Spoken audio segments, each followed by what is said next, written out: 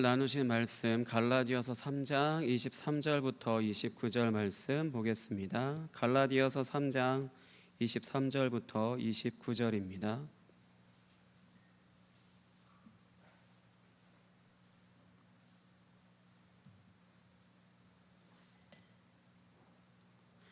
갈라디아서 3장 23절부터 29절 한 절씩 교독하고 마지막에는 같이 읽도록 하겠습니다. 갈라디아서 3장 23절부터 29절입니다. 믿음이 오기 전에 우리는 율법 아래에 매인 바 되고 계시될 믿음의 때까지 갇혔느니라.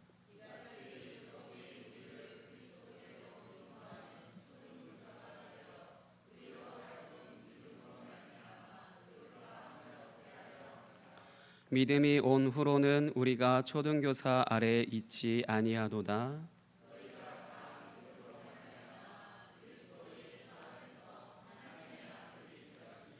누구든지 그리스도와 합하기 위하여 세례를 받은 자는 그리스도로 옷 입었느니라.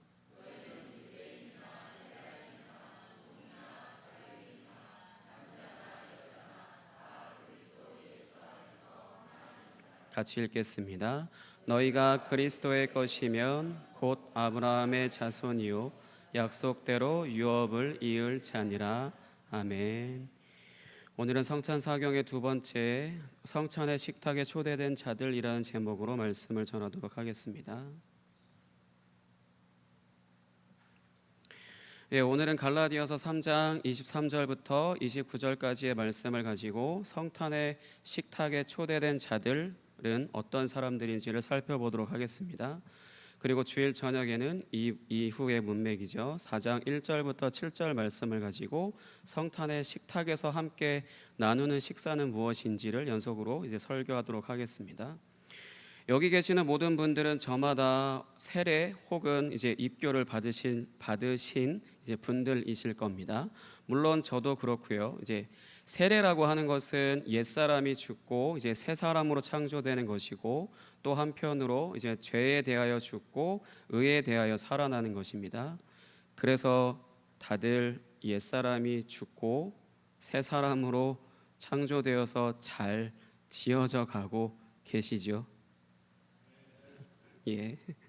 오늘 말씀은 율법을 이제 초등교사로 비유하고 있습니다. 초등교사는 이제 여러분들이 다들 알고 계시겠지만 어느 부유한 집에 이제 주인의 아들이 태어나면 어느 정도 나이가 될 때까지 그 집에 있는 종들 중에 한 명에게 이제 맡겨져서 양육되게 하는 일종의 가정교사와도 이제 같다고 할 수 있습니다.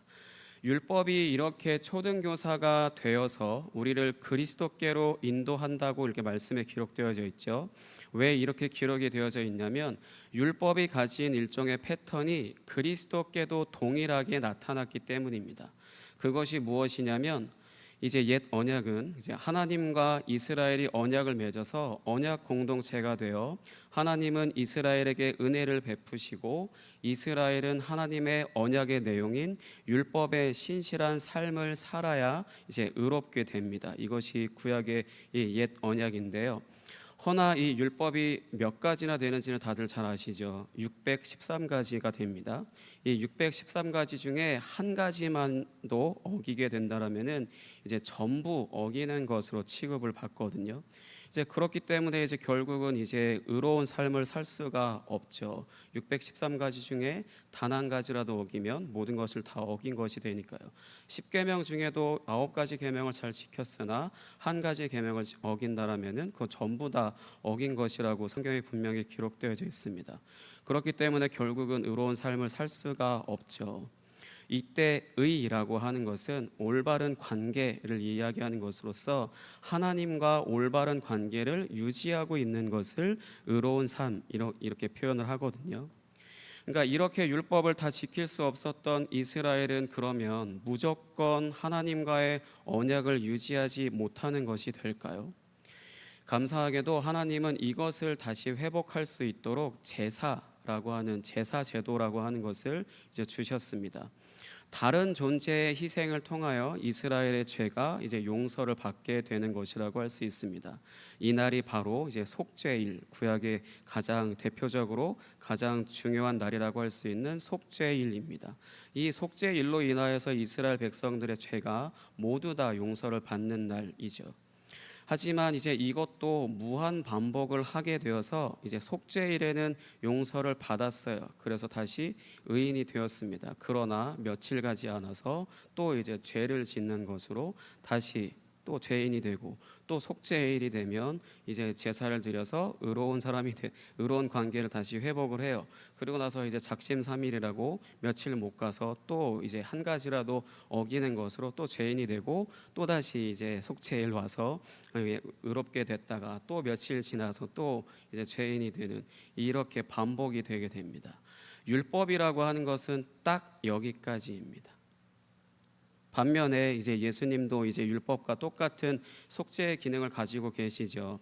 하지만 율법과는 이제 한 끗 차이를 보입니다. 단순히 이제 한 끗 차이라고 할 수 있지만 이 간격은 영원히 좁혀지지 않는 간격이라고 할 수 있습니다. 그 이유는 예수님께서 십자가에서 죽으시는 것으로 이제 옛 언약을 새 언약으로 갱신하시고 우리의 죄를 완전하게 용서하셨기 때문입니다. 우리는 이렇게 우리를 대신하고 이제 우리를 대표하셔서 죽으신 이제 예수님을 믿는 것으로 완전한 용서를 받게 되는 것입니다. 구약의 율법과는 달리요, 율법은 속죄일 그날 하루 정도만 의롭게 되고 용서를 받았다라면은 이제 신약으로 와서 예수 그리스도를 믿는 우리는 예수 그리스도를 믿는 것으로 인하여서 영원한 속죄, 영원한 용서를 받게 된 것입니다.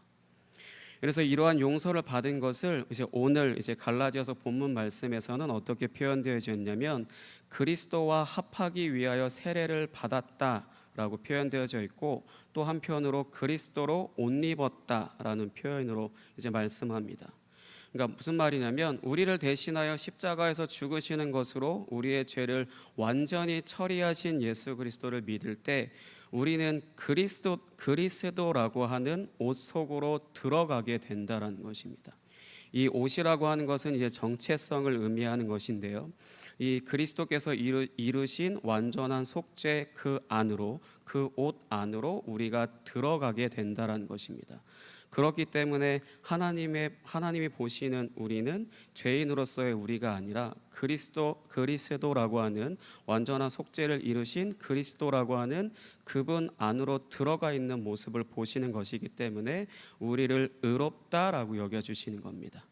우리의 모습, 있는 모습 그대로 주님이 보신다라면 더럽고 추악한 죄인인데, 우리를 대신해서 죽으시고 우리를 대표해서 죽으신 그 예수 그리스도, 그분을 믿음으로 그분 안으로 들어갔다라면은 우리가 어떠한 죄악 가운데 있었다 할지라도 우리가 그 안으로 들어가 있기 때문에 하나님의 눈에는 우리가 의롭게 보이시는 겁니다. 예수 그리스도를 통하여 보시기 때문에 우리를 의롭게 보시는 것이라고 할 수 있습니다.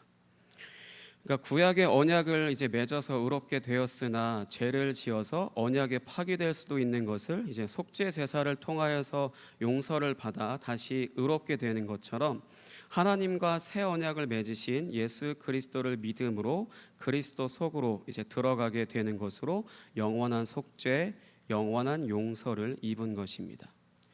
그러면 왜 이 예수님을 믿는 것으로 영원한 용서를 얻게 될까요? 다들 당연히 다 아시는 것이지만 예수님도 하나님이시기 때문입니다. 예수님이 하나님의 아들이시다라고 해서 예를 들어 하나님보다 조금 모자란 하나님이시다, 무언가 부족하다라고 한다라면은 완전한 속죄, 완전한 용서라고 할 수 없는데, 예수님도 하나님과 똑같은 100% 일치하시는 하나님이시기 때문에 그 예수 그리스도께서 이루신 속죄를 믿는 것으로 우리는 영원한 용서를 얻을 수 있게 되는 것입니다. 그 부분에 있어서 예수님이 하나님이시다라고 하는 이제 직접적인 증거를 성경의 구절 찾아보도록 하겠습니다. 먼저는 잠언 8장에 등장하는 이제 지혜를 통하여서 알 수 있습니다. 잠언 8장 22절 말씀 보겠습니다. 잠언 8장 22절.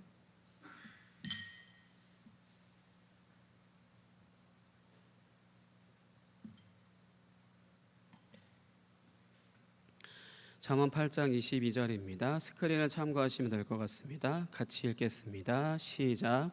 여호와께서 그 조화의 시작 곧 태초에 일하시기 전에 나를 가지셨으며. 잠언 8장은 지혜에 대한 찬양에 대한 말씀인데, 이 지혜라고 하는 것이 태초부터 하나님과 같이 계셨다라고 하는 그 말씀이거든요. 그러니까 이렇게 구약에서는 하나님의 지혜로 계셔서 이제 태초에 하나님이 온 세상을 창조하실 때 함께 계셨고, 그리고 요한복음에서는 말씀으로 계셔서 하나님과 함께 계셨다고 말씀하십니다. 요한복음 1장 1절 보겠습니다. 요한복음 1장 1절입니다. 요한복음 1장 1절 같이 읽겠습니다. 시작. 태초에 말씀이 계시니라. 이 말씀이 하나님과 함께 계셨으니 이 말씀은 곧 하나님이시니라. 아멘. 그리고 이 하나님이 성육신 하셔서 이제 태초에 지혜로 계셨고, 그리고 태초에 또 말씀으로 계셨던 이 하나님이 성육신 하셔서 이제 우리 가운데 장막을 치셨다고 하는 것은, 이제 태초의 지혜 또는 말씀으로 계셨던 하나님이 참 성전으로서 우리 가운데 오셨다라는 것입니다.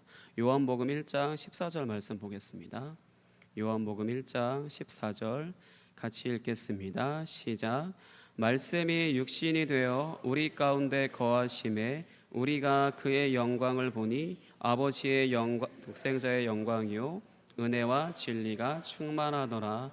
아멘. 그래서 한편으로 좀 놀랄 수 있는 건요, 잠언 말씀을 통하여서 하나님의 지혜로 계셨고, 요한복음 1장 1절의 말씀에 말씀으로 계셨던 하나님, 그분은 당연히 저희가 예수 그리스도라고 믿고 그렇게 알고 그렇게 믿으시잖아요. 근데 이 요한복음 1장 14절 말씀을 보게 되면, 말씀이 육신이 되어 그 말씀으로 계셨던 예수 그리스도께서 이제 육신이 되어서 이 땅 가운데 거하신다 했을 때, 그때 아버지의 독생자의 영광이요 은혜와 진리가 충만하더라라고 하는 말씀은 예수 그리스도가 성전이시고 그분 안에 하나님의 임재가 거하신다라는 것입니다. 그렇기 때문에 굉장히 놀랍다고 할 수 있는 건요, 자신이 창조하셨고 언약을 맺은 인간들의 죄를 하나님이 직접 제물이 되신 예수 그리스도 안에서 그 죄의 대가를 하나님이 스스로 짊어지셨다는 것입니다. 자신의 아들을 대신해서, 하나님은 하늘 위에 계시고 그냥 자신의 아들을 대신해서 그렇게 제물이 되게 하셨다라는 것이 아니라, 그 아들 안에 하나님의 임재가 거하시잖아요. 성전이시기 때문에 그 아들 안에서 아들이 죽으실 때 함께 같이 그곳에서 같이 죽으시고 죄에 대한 대가를 하나님이 직접 치르셨다라는 것이죠. 자신의 아들로 그냥 대신 하셨다라는 것이 아니라, 이것이 사실 삼위일체 신비 중에 하나라고 할 수 있거든요.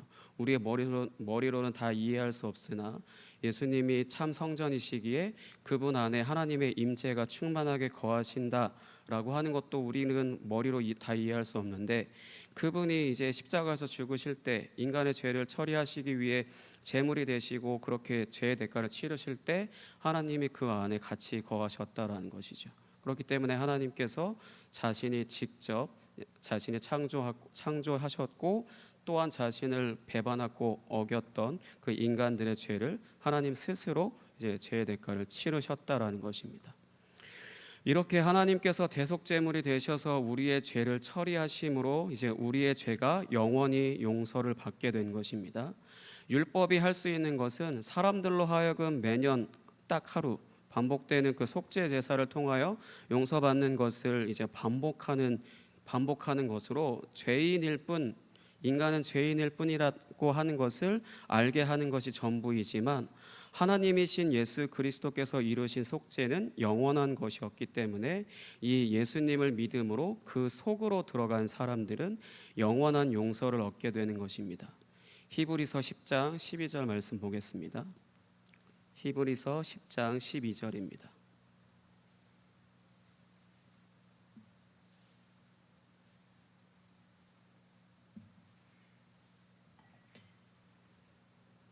히브리서 10장 12절 같이 읽겠습니다. 시작.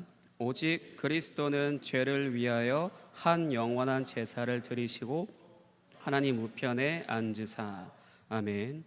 오늘 본문 말씀은 이렇게 그리스도를 옷 입어서 이제 영원한 용서를 얻어서 이제 예수님의 의를 입은 사람들은 오늘 본문 말씀 28절에서는 민족, 신분, 성차별과 같은 것이 없이 다 그리스도 예수 안에서 하나라는 특징을 보인다고 말씀하고 있습니다. 왜 이런 모습을 보일까요? 예수님의 죽으심과 연합하여 이 땅 가운데서 죄 가운데 살던 옛사람이 죽었고 예수님의 살아나심과 연합하여서 예수 그리스도에게 속한 사람인 그리스도인으로 새롭게 창조된 것이기 때문입니다. 새로운 사람으로 창조된 것이에요. 새로운 인류로 이제 창조된 것인데 그 명칭은 그리스도인입니다. 우리는 단순히 그리스도인 하면 교회 다니는 사람들 아니면 교회 다니는 사람들 중에 좀 열심인 사람들, 그런 사람들을 칭하는 말로 그리스도인이라고 사용을 하잖아요. 하지만 성경에서는 그리스도인이라고 하는 것은 새로운 인류를 지칭하는 말이라고 할 수 있습니다. 하나님께서 예수 그리스도를 믿는 자들을 통하여서 옛사람을 죽게 하시고 새 사람으로 새롭게 창조되었다라고 하는 것은 그리스도로 옷 입은 사람들, 그리스도인 으로 새롭게 창조되었다라는 것입니다. 예수 그리스도라고 하는 이제 참 성전 안에서 살아가는 사람들로 창조되었기 때문에 그 안에 차별이라는 것이 없기 때문입니다. 그래서 남자나 여자나 히브리인이나 헬라인이나 뭐 종이나 자유인이나 이런 것들이 구별이나 차별이 없이 그리스도 안에서 하나이다라고 이렇게 말씀하시는 것입니다. 그 부분에 있어서 그래서 예수 그리스도를 믿는다라고 하는 것은 이처럼 차별이 없는 하나님 나라 안에서 하나된 삶을 살게 되는 것을 의미한다고 할 수 있습니다.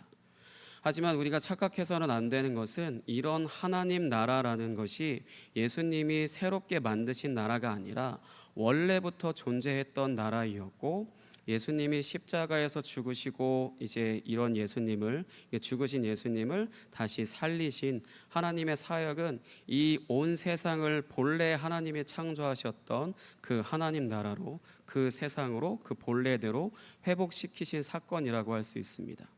본래 하나님의 창조 세계 안에는 원래부터가 차별과 서열이라는 것이 존재하지 않았습니다. 아담과 하와라고 하는 이 하나님이 만드신 이 가정 안에서도 남자는 남자로 여자는 여자로 각각 하나님의 형상으로서 동등한 자들이었습니다. 그러나 이것도 잠시 이제 죄가 세상에 들어오면서부터 이제 서열이 발생하기 시작을 했고 그것이 이제 급기야 출애굽기에 가서 피라미드 구조로 이제 정점을 찌르게 됩니다. 하지만 다들 아시다시피 하나님은 이 피라미드를 완전히 개박살 내셨습니다. 왜냐하면 하나님의 다스림을 정면으로 이제 고개를 빳빳하게 쳐들면서 하나님의 다스림을 정면으로 반박하는 구조이기 때문에 하나님은 이것을 그냥 두지 아니하시고 완전히 개박살 내신 것입니다. 그래서 하나님은 이런 피라미드 구조를 부숴버리시고 다시 하나님의 원래 창조대로 되돌리고 싶어 하십니다. 그것이 바로 십자가 사건으로 드러난 것입니다. 고린도전서 1장 18절 보겠습니다. 고린도전서 1장 18절입니다. 고린도전서 1장 18절 같이 읽겠습니다. 시작. 십자가의 도가 멸망하는 자들에게는 미련한 것이요 구원을 받는 우리에게는 하나님의 능력이라. 아멘. 십자가는 하나님 나라가 사랑의 나라라고 하는 것을 나타내는 상징과도 같다고 할 수 있습니다. 그래서 피라미드 가장 최정점에 계셔야 하는 분 하나님께서 이 피라미드를 완전히 해체시키시기 위해서 가장 낮은 곳으로 임하여서 오신 사건이기 때문에 이곳은 십자가를 통과해야만 입장이 가능한 나라라고 할 수 있습니다. 십자가를 통과하여서 옛사람이 죽고 새 사람으로 새롭게 창조된 사람만이 이제 들어갈 수 있는 나라라고 할 수 있습니다. 옛사람이라고 하는 이 세상의 보편적인 삶의 기준이라고 할 수 있는 연봉, 재산, 스펙, 커리어, 집의 평수, 뭐 이런 것들, 뭐 명예, 인기와 같은 것들에 대해서 죽고 하나님 나라의 삶의 기준인 사랑, 은혜, 자비, 긍휼과 같은 것들을 위하여 살아가는 사람으로 이제 새롭게 창조된 사람들이 살아가는 나라가 바로 하나님 나라입니다. 그러면 이 하나님 나라에 초대된 사람들은 어떤 사람들일까요? 한마디로 세상적으로 실패한 사람들입니다. 앞서 언급한 삶의 보편적인 기준, 연봉, 재산, 스펙, 커리어, 명예, 인기와 같은 것들에 이제 그 기준에 미치지 못하는 사람들이 바로 이 하나님 나라에, 이 나라에 초대된 사람들이라고 할 수 있습니다. 이유는 간단합니다. 예수님이 나의 주님이십니다 라는 고백과 하나님 한 분으로 충분합니다 라는 고백을 충분히 할 수 있기 때문입니다. 실제로 예수님은 이제 늘 이 성육신하셔서 이 세상 가운데 계실 때 늘 세리들과 죄인들과 창기들이라고 하는 사람들과 같이 함께 식사를 하는 모습을 보이셨습니다. 이것이 의미하는 것이 바로 이제 이런 식사 자리에 초대된 사람들은 바로 이런 세리와 죄인들과 창기라고 할 수 있는 사회적으로 실패하고 소외되고 배제된 사람들이라는 것을 알 수 있습니다.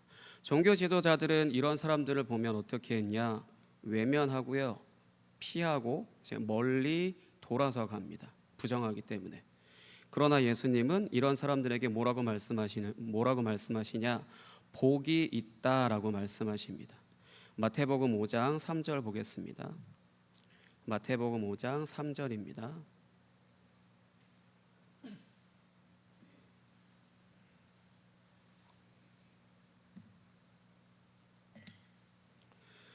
마태복음 5장 3절 같이 읽겠습니다. 시작.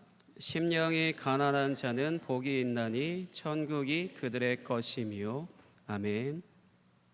삶 가운데 스스로 자신을 통제할 수 없는 일로 인하여서 이제 마음이 많이 상하고 깨지고 병든 상태가 오히려 복이 있다라는 것입니다. 예수님의 기준에서는요. 왜 그럴까요? 하나님의 다스림이 필요할 수밖에 없기 때문입니다.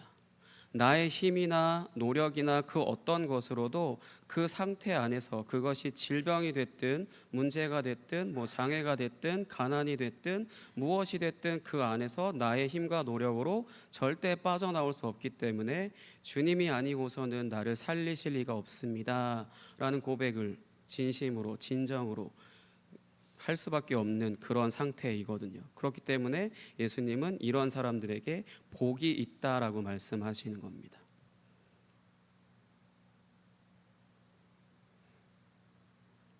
이렇게 자신의 삶에 이제 어찌할 수가 없음을 알 때, 나의 힘으로 어찌할 수 없고 나의 노력으로 어찌할 수 없고 그 누구도 나를 도와줄 리 없고 이제 나는 죽을 일밖에 남지 않은 것 같은 그런 상태가 되었을 때야 비로소 예수님이 나의 주님이십니다 라는 그런 고백을 하나님께 드리면서 하나님께서 자신의 삶을 다스려 주기를 기도하면서 기대할 수 있습니다. 이런 상태가 되어야만요.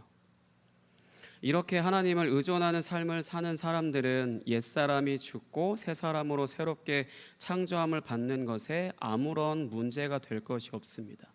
왜냐하면 이 세상에 아쉬울 것이 없잖아요. 새롭게 창조된다라고 하는 것은 하나님 나라 안에 이제 들어가는 것을 의미하는 것인데, 이 땅을 딛고 여러 가지 고통 가운데 살고 있지만 새 사람으로 새롭게 창조되어서 이 땅 가운데 임한 하나님 나라 안에서 이제 살아가게 되는 것입니다.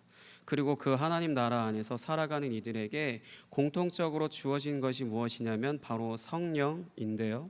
그 성령을 통하여서 이제 함께 하는 사람들이 이제 영적으로 서로 연결되어 있기 때문에 이제 생각이나 말이나 행동이나 모든 부분에 있어서 이제 하나가 되는 그 일치를 경험하게 됩니다. 왜냐하면 나의 노력으로 어찌할 수 없지만 내 안에 계신 성령께서 이 사람에게도 있고 저 사람에게도 있고 모든 사람에게 다 있기 때문에 마음으로서 하나가 될 수밖에 없고요. 말하는 것이나 행동하는 것이나 결정하는 것이나 모든 부분에 있어서 시간이 흐르면 흐를수록 일치되어지는 그런 경험을 할 수밖에 없는 것이 바로 이런 공동체라고 할 수 있거든요. 예수님이 나의 주님이십니다. 하나님 한 분만으로 충분합니다 라는 이런 고백을 할 수 있는 사람들이 선물로 받은 성령을 통하여서 하나 되어지는 이런 경험들을 하게 되고, 그렇게 이제 교회라고 하는 것은 하나됨을 이제 이루게 되는 것입니다. 그러나 한편으로 이 하나 되기 위하여 또 한편으로 애쓸 필요도 없다라고 할 수 있는 건요, 이 하나 되는 것 역시 선물로 주시는 것입니다. 내 노력으로 하는 것이 아니라 나에게 주신 그 성령을 통하여서 하나 되게 하신 것이에요. 그게 바로 선물로 주어진 것이거든요. 그 부분에 있어서 이 하나됨을 이루기 위하여서 우리의 어떤 노력도 사실은 별로 의미가 없다라는 것이죠. 이미 하나 되었기 때문에요. 그것만 계속해서 유지할 수 있다라면은 충분하다고 할 수 있습니다. 내가 정말로 예수님을 필요로 하고 그 예수님을 필요로 하는 것이 나의 삶에 도움을 받으려고 하는 것이 아니라 그것보다 더 그것을 초월하여서 나의 삶에 하나님의 은혜가 없이는 단 하루도 살아갈 수 없음을 믿으며 살아간다면 하나님께서는 그런 삶을 사는 사람들의 모임이라고 할 수 있는 이제 교회 안에서 이제 서로의 삶을 공유하며 서로 필요를 채워주고 서로 은혜를 나눠주며 살아가는 삶을 선물로 주십니다. 사랑하는 성도 여러분, 정말로 예수님이 필요하십니까? 하나님의 은혜가 없이는 단 하루도 살아갈 수 없음을 고백하실 수 있으십니까? 그러면 그 은혜가 교회 공동체 안에 있다는 것도 발견하셨나요? 하나 되게 하셔서 주님 다시 오시는 그날까지 함께 살아갈 성도님들이 바로 그 하나님의 은혜이심을 믿으십니까? 그러면 이제 돌아오는 주일에 그 믿음을 가지고 이제 성찬에 참여하신다라면은 그 은혜를 더욱 깊이 경험하게 되실 것입니다. 그럼 이 시간 함께 찬양하시고 기도하도록 하겠습니다. 그동안 저희가 계속 금요 기도회 가운데 찬양했던 사람이 넘치기보다 사랑이 넘치는 교회, 함께 찬양하도록 하겠습니다.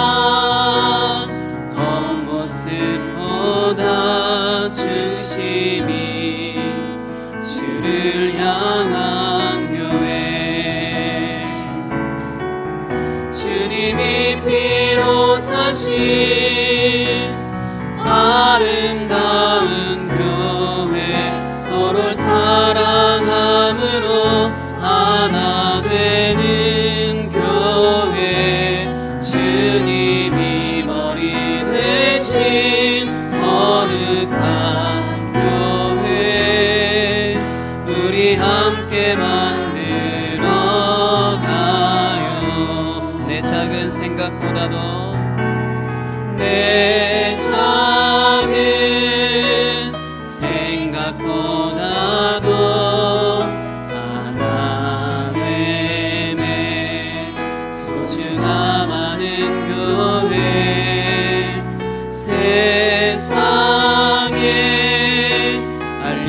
알려지기보다 서로가 서로를 깊이 아는 교회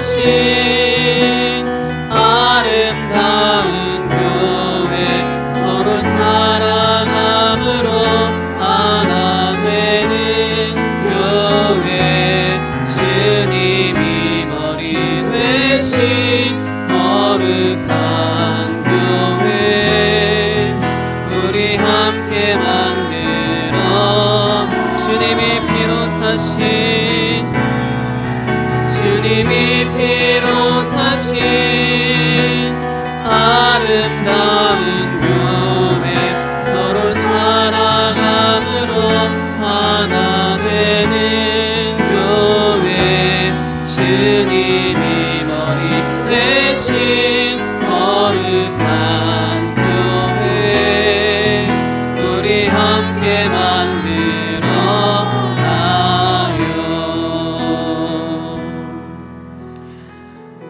이 시간 함께 기도하겠습니다. 하나님의 나라에 초청된 사람들이 왜 심령이 가난한 자, 자신을 스스로 통제할 수 없는 그런 상태에 울 수밖에 없고 아파할 수밖에 없고 힘겨워할 수밖에 없는 그렇게 세상적으로 실패한 사람들과 같은 사람들이 오히려 하나님 나라에 초대되었는가? 그 이유는 간단합니다. 세상과 하나님 나라는 정반대이기 때문이에요. 하나님 나라는 사랑의 나라이고 이 세상은 힘의 제국이고 힘의 나라입니다. 그러니 당연히 그 힘에 놀아나다가 버려짐을 당한 그런 사람들만이 하나님 나라가 보이게 되고 하나님의 소중함을 알게 되고 주님이 십자가에서 죽으셨다라고 하는 것이 미련한 것이 아니라 우리를 구원하는 것이라는 것을 볼 수 있는 눈이 있으니까요. 이 시간에 함께 기도했으면 좋겠습니다. 하나님, 우리가 이 세상 가운데서 소망이 끊어지게 하신 것을 감사합니다.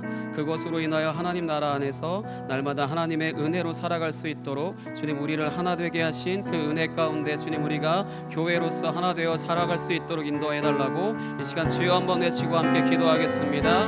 주여! 하나님 아버지 감사합니다. 우리로 하여금 심령의 가난한 마음들을 아버지 그렇게 경험할 수밖에 없는 아버지 우리가 아버지 정말로 너무나도 힘겹고 아버지 어려운 세상을 살아가게 하신 은혜를 감사합니다. 아버지 많은 사람들이 이 세상 가운데 아버지 자기 자신의 이름을 드러내기 위해 아버지 명예를 얻기 위해 돈을 벌기 위해 열심히 살아가고 있지만 아버지 우리는 그러한 삶 가운데 우리도 역시 그렇게 살았으나 아버지 우리가 그곳에 아버지 같이 있지 못하고 아버지 우리는 버려지면 아버지 우리는 찢겨짐을 당하고 아버지 고통을 허락하신 은혜를 감사합니다. 그것이 결국은 우리의 몸과 마음을 다 병들게 하는 것이라는 것 아버지 그것을 우리가 알게 하시고 그것으로 인하여 아버지 우리가 아버지 애초에 포기하며 아버지 오직 주님의 그 은혜로 살아가는 아버지 그러한 삶을 살아갈 수 있도록 그래서 십자가가 누군가에게는 미련한 것으로 보일지 모르지만 우리는 그것이 우리를 구원하시는 하나님의 능력이다라는 것을 아버지 우리가 믿고 나아갈 수 있도록 인도하여 주시옵소서. 아버지 우리는 이 세상에 실패하였으나 주님이 우리를 하나님 나라에 초대하셨고 성찬이라고 하는 그런 식탁에 우리를 초대하셨사오니 우리로 하여금 그 식탁에서 주님과 함께 아버지 먹고 마심으로 아버지 주님과 함께 주님이 우리 가운데 함께 하도록 허락하신 아버지 그들 가운데 함께 성찬을 먹고 마시는 아버지 그런 은혜를 우리 가운데 허락하여 주시니 감사합니다. 아버지 우리가 온전히 주님으로 말미암아 먹고 살며 아버지 그렇게 살아갈 수 있도록 그래서 하나 되게 하신 은혜를 힘써 지키며 살아갈 수 있도록 주님 인도하여 주시고 주님 함께하여 주시옵소서. 그렇게 행하실 주님을 기대합니다.